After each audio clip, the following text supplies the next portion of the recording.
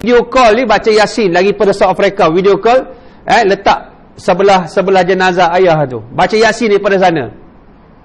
Dah lah tak jumpa ayah lama, duduk belajar. Balik pun tak boleh, ayah meninggal. Apa perasaan dia?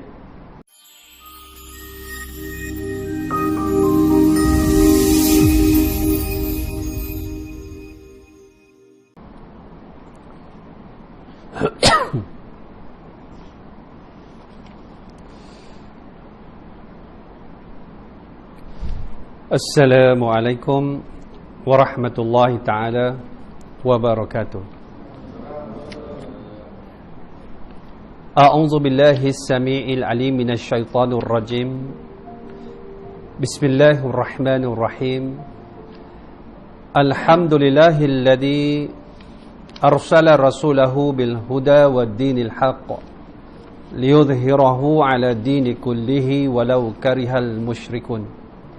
Salawatullah wassalamuhu ala sairil anbiya'i wal mursalin wassiddiqina wasyuhada'i wassalihin wal mujahidin wa man tabi'ahum bi ihsanin ila yaumin yaqumun nasu li rabbil alamin. Qala rabbi shrah li sadri wa yassir li amri wahlul 'uqdatam min lisani yafqahu qawli. Subhanaka la ilma lana illa ma'allamtana innaka antal alimul hakim. Wala hawla wala quwwata illa billahil aliyil azim. Amma ba'd. Allahumma aslih qulubana wa azil uyubana wa tawallana bil husna wa zayyinna bitaqwa wajma' lana khairal akhirati wal ula warzuqna ta'ataka ma abqaitana.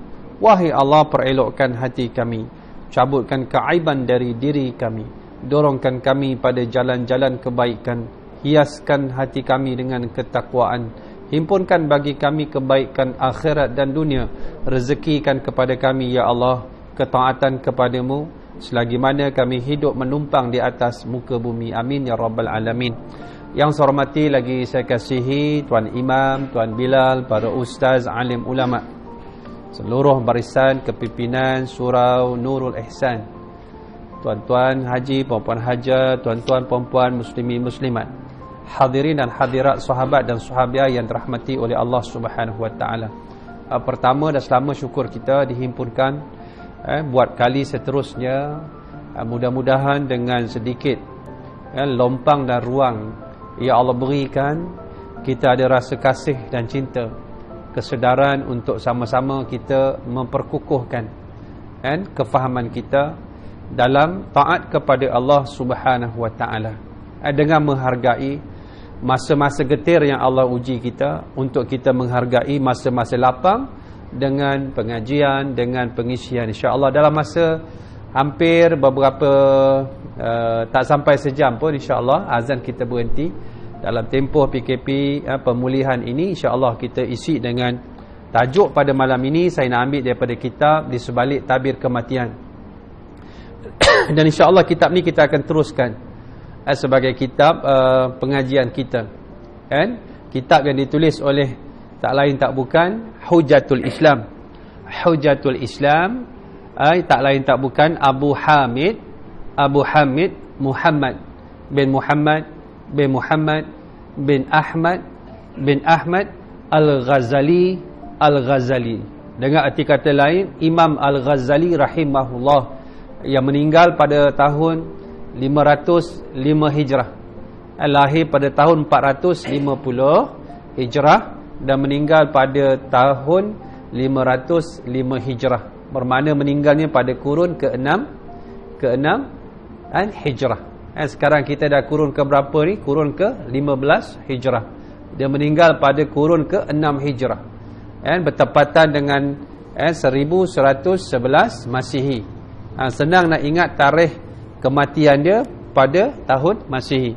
Fobel 1 1111 4 kali. Itulah kematian Imam Al-Ghazali rahimahullah. InsyaAllah tajuk pada malam ni bab yang pertama. Mudah-mudah insyaAllah tuan-tuan bawa balik kerja kan, penat-penat, relax-relax, tenang-tenang, kita renung apa yang disebutkan tentang kematian dan dorongan untuk selalu mengingatnya. Kenapa kita kena ingat kematian? Sebab kematian ini berlaku tiap-tiap saat. Tiap-tiap saat berlaku kematian. Cuma kita tak tahu bila kita mati dan di mana. Cuma yang membezakan iaitu bagaimana kita mati itu dibezakan oleh Allah Subhanahu Wa Taala. Dan kita bersyukur malam ni yang kedua, sebab kita berpeluang untuk duduk dalam majlis mengingati kematian. Kenapa? Sebab ada orang tak sempat duduk dalam majlis mengingati kematian, dia meninggal lah. Lah ni dia minta balik semula ke dunia. Qala rabbirji'uni la'ali a'malu salihah fi ma taraktu. Wahai Allah, kembalikan aku semula ke dunia, aku nak beramal dengan amal soleh yang aku pernah tinggalkan.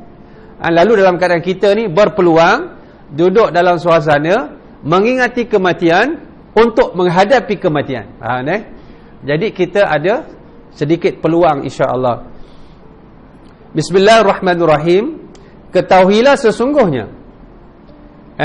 orang yang tenggelam dalam urusan duniawi, yang penuh dengan tipu daya dan mencintai kesenangan-kesenangannya, pasti hatinya akan lalai dari mengingat kematian. Akibatnya jika diingatkan tentang kematian, ia justru tidak suka akan membencinya. Jadi dalam keadaan sesungguhnya manusia itu tenggelam dengan urusan-urusan dunia yang menipu. Siapa yang paling mahir tentang dunia? Allah. Apa yang Allah sebut tentang dunia? Dalam surah Al-Hadid, surah besi ayat 20, Allah sebut apa tu dunia? I'malu annamal hayatud dunya la'ibun wa lahun wa zinatun wa tafakhurun bainakum wa takathurun fil amwali wal aulad. Kamathali ghaithin a'jabal kuffara nabatuhu thumma yahiju fatarahu musfara thumma yakunu hutama wa fil akhirati azabun syadidun wa maghfiratun minallahi war ridwan wa mal hayatud dunya illa mata'ul ghurur. Allah sebut dalam surah Al-Hadid ayat ke-20, ketahuilah sesungguhnya yang dinamakan kehidupan dunia itu, kata Allah, yang pertama sekali la'ibun, permainan. Macam orang kerja bola sepak. Kalau kita lalu kat padang-padang ni, anak-anak remaja kita yang namanya Ahmad, yang namanya Qasim, yang namanya Ali, yang namanya Muhammad, orang Islam, dia akan kejar bola sampai tak nampak bola, dia berhenti balik rumah. Betul ke tak betul? Orang sini macam mana? Sebab apa dia berhenti? Bola dah tak nampak, ada berhenti. Dan sifat bola sepak dikejar, bila dapat disepak balik. Sebab nama dia football, bola sepak. Dia tak boleh datang, dia pegang, tetapi dia dapat, dia sepak balik. Dunia juga begitu. Dunia ini dikejar, bila dia kejar, dia dapat, dia lepaskan balik. Daripada muda sampai tua, dia pulun dunia. Daripada susah sampai senang, sampai kaya. Dulunya susah, naik motor kapcai, beli kereta pula, kereta kanj, lepas kanj tukar pula. Kereta apa? Lepas kanj, dia tukar wira. Tak cukup wira, kurang, dia ambil wajah. Ambil wajah, dia ambil perdana, naik sikit sampai kaya raya. Bila dah kaya, dah raya, akhirnya doktor kata, tuan tak boleh makan ni, tuan kencing manis, makan ni darah tinggi, macam ni jantung, macam ni buah pinggang. Akhirnya tuan boleh minum air mineral dan biskut tawar saja, biskut mayat. Maksudnya yang kita kejar, kita tendang balik. Faham Itu disebut la'ibun. Yang kedua, walahun, kerja yang sia-sia. Kerja yang sia-sia. Bawa bakul pergi pasar tani hari Sabtu ni, beli ayam, beli daging, beli ikan, beli sayur, beli buah, balik bakul kosong. Sebab bakulnya berlubang. Sebab bakul berlubang. Nampak dari sudut riak-riaknya kita membeli macam-macam, kita pergi shopping, tapi hakikatnya kita tidak membeli apa-apa. Nampak macam kita kaya tapi miskin. Nak kata dia miskin, rumah 5 tingkat. Nak kata dia kaya, dia tidak memberi. Nak kata dia miskin, rumahnya banglo. Nak kata dia kaya, anak tak pakai tudung, tak mampu beli tudung walaupun RM10 kat pasar malam. Nak sebutnya inilah hakikat perkara yang lahwun, sia-sia. Sebab tu benda yang sia-sia nak jadikan dia bermanfaat. Sebab tu benda yang boleh menjadi mudarat nak jadikan manfaat. Sebab itu bila kita kembali kepada Allah, surah apa dia? Surah Asy-Syu'ara ayat 88 dan 89. Allah sebut apa yang kita bawa, yaumala yanfa'u malun wala banun. pada hari yang tidak bermanfaat padanya. Pertama, malun, harta. Yang kedua, wala banun, iaitu anak penak. Harta yang kita mati tak boleh memberi bekas pada kita. Hidup tak ada sedekah, masuk kubur, kuburnya gelap. Yang kedua, anak, banun, yang kita tinggalkan tidak memberi bekas pada kita. Kita hidup, anak tak solat, kita mati, anak tak solat. Anak-anak ini mengirimkan api-api ke dalam kepada kita di alam barzakh. Wa na'udzubillahi min dzalik. Illa man atallaha biqalbin salim, melainkan orang yang datang kepada Allah dengan hati yang salim, yang sejahtera. Sebab itu harta, kalau kita pandai olah, dia kekal di sana. Kalau anak kita pandai olah, dia bukan saja dia masuk syurga, dia bawa kita masuk syurga. Yang Nabi sebut, auladukum da'amisul jannah, anak-anak kamu merupakan pengiring-pengiring pintu syurga Allah Subhanahu wa ta'ala. Dia nak kita masuk syurga bersamanya. Sebab itu kita kena faham hakikat ayat Allah sebutkan. Kedua, sia-sia, ringkas, lahun. Yang ketiga Allah sebut wazinatun. Wazinatun, perhiasan. Tahu perhiasan? Nampak cantik, hakikatnya tak cantik. Sebab tu tengok orang perempuan dia make up kan, muka dia foundation 1 kilometer tebal. Sebab tu muka tu putih je, tangan tengok tangan hitam. Orang nak jaga air muka. Sebab orang tengok ni tempat mana? Orang suka tengok orang dekat mana? Dekat muka. Tu yang jaga muka. Tangannya hitam. Semua tu perhiasan. Hakikatnya tidak ada apa-apa sebenarnya, sekadar perhiasan. Dalam surah Ali Imran ayat ke berapa tu? Ayat ke 16 Allah sebut. Surah Ali Imran ayat ke 16. Zuyyina linnasi hubbus syahwati minan nisa'i wal banina wal qanatiril muqantarati minadh dhahabi wal fiddati wal khairil musawwamati ila akhir ayat. Bahawa dijadikan, dihiaskan, zuyyina linas, bagi manusia itu hubbus syahwat, keinginan syahwatnya. Pertama sekali hubbus syahwat minan nisa'i, pertama perempuan. Minan nisa'i wal banina, anak-anak yang menjadi kebanggaan, anak-anak yang berjenama. Tahu anak berjenama. Anak I Ustaz yang pertama Ustaz, magistrate Ustaz. Sorry to say Ustaz, plainly speaking. Cakap orang putih. This is a cat, this is a dog. No, this is a chicken. Anak saya kedua Ustaz, sorry to say Ustaz, plainly speaking. Bukan nak kata apa Ustaz. Sedap dia cakap.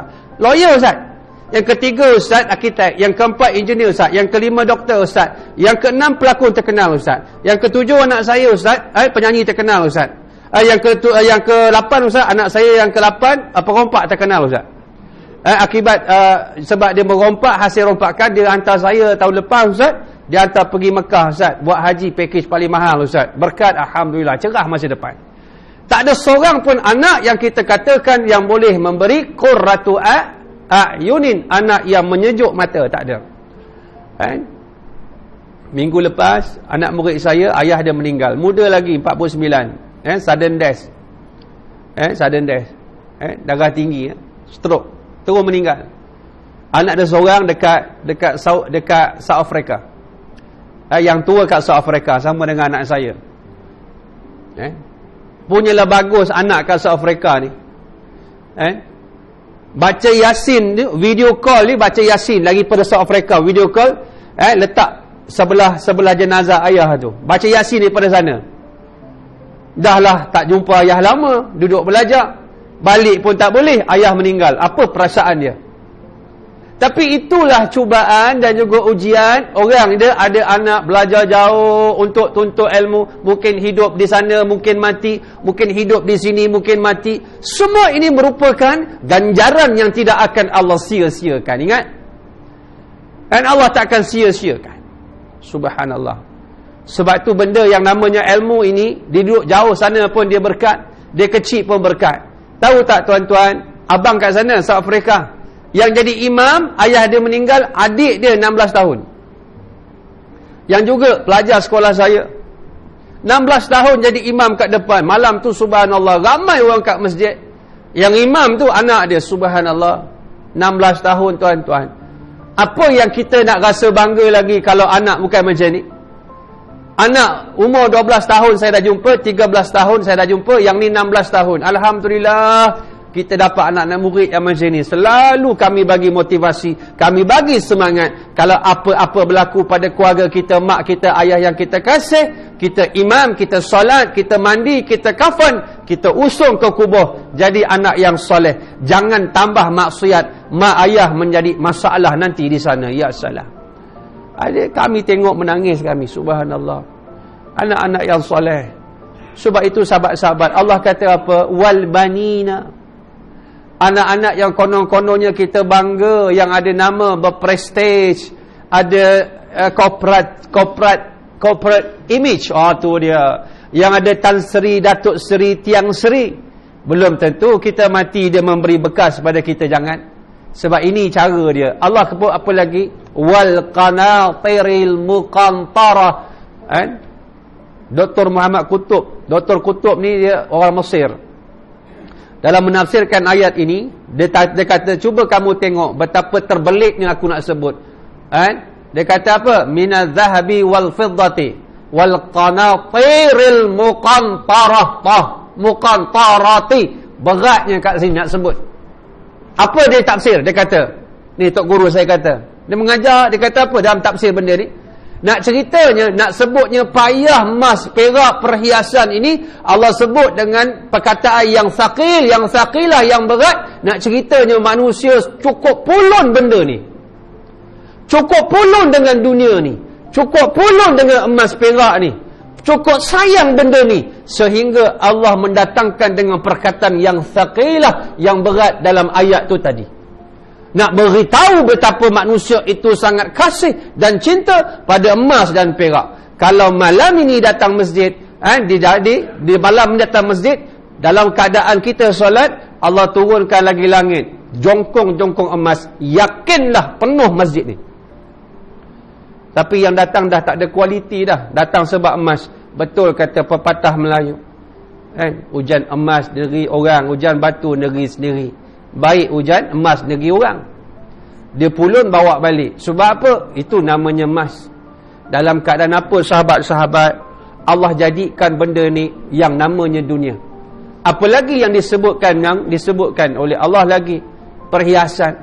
Apa dia? Wal khailil musawwamah. Kenderaan kuda. Al khail ni kuda. Musawwamah kuda yang hebat.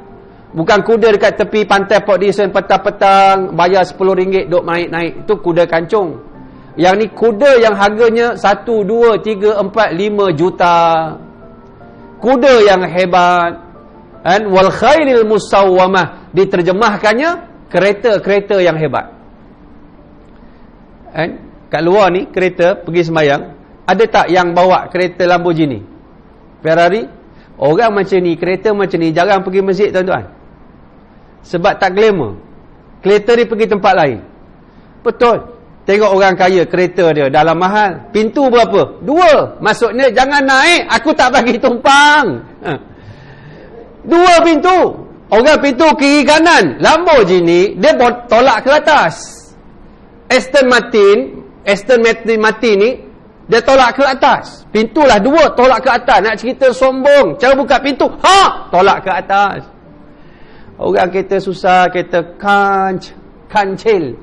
Buka, ikut tepi. Sekali tarik, tempat pegang patah. Memang Allah sebut, wa khailul musawwamah wal an'am, dan juga binatang ternakan yang banyak. Binatang ternakan yang banyak. Subhanallah.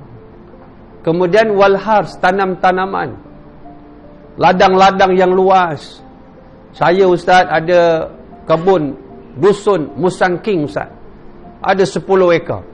Kan orang Musang King. Tuan, saya tak ada. Saya Musang King Kong. Saya Queen.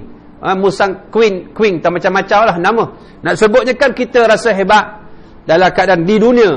Tapi dalam keadaan kita lupa bahawa siapa yang sebut kata Rasulullah subhanallahil azimi wa bihamdi ghurisat lahu nakhlatun fil jannah. Siapa yang sebut subhanallahil azimi wa bihamdi, sekali Allah pacak dan Allah tanamkan sebatang pokok nakhlah tamar di mana? Dalam syurga. Bukan Putrajaya. Tapi berapa ramai yang berzikir? Berapa ramai yang berzikir benda ni? Tak hari 100. Satu hari 100 batang. Hari ni buat tuan-tuan, buat kat surau. Besok datang Pak Imam tanya, hari ni berapa batang tanam pokok kat syurga? Boleh dek? Tak boleh. Tak boleh. Macam boleh, macam tak boleh ya? Kena cakap. Hari ni berapa batang tanam, bukan nak bangga. Hari ni berapa batang, nak bagi semangat berzikir. Tuan-tuan faham maksud dia? Maksud dia, kalau pokok kita dah ada kat syurga, tuan dia ikut belakang lah tu nanti.